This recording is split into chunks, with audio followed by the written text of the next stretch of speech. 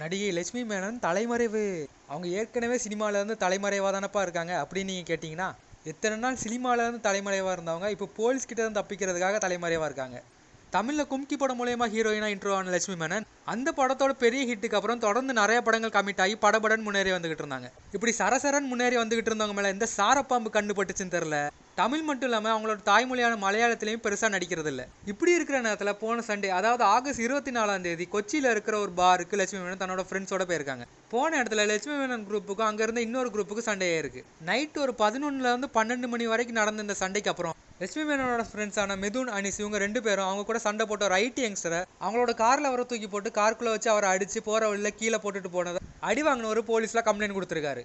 இந்த ID worker கொடுத்த complaint படி லட்சுமி மேனன், மிதுன், அனிஸ் இவங்க 3 பேர் மேலேயும் கேரளா போலீஸ் எஃப்ஐஆர் ஃபைல் பண்ணியிருக்காங்க. இந்த கேஸில் மிதுனையும் அனிஸையும் போலீஸ் அரெஸ்ட் பண்ணி இப்போ இன்வெஸ்டிகேட் பண்ணிக்கிட்டு இருக்காங்க. லட்சுமி மேனன் எஸ்கேப் ஆகிருக்க அவங்கள தேடுற வேலையில் இப்போ போலீஸ் ஈடுபட்டு இருக்கிறதா சொல்லியிருக்காங்க. ரொம்ப நாளாக சினிமாவிலேருந்து தலைமறைவாக இருந்தவங்க இப்போ போலீஸ் கிட்ட இருந்து தலைமறைவாக இருக்கிறது தான் இப்போ மோலிவுட்டில் பெரிய விஷயமா பேசப்பட்டுக்கிட்டு இருக்கு.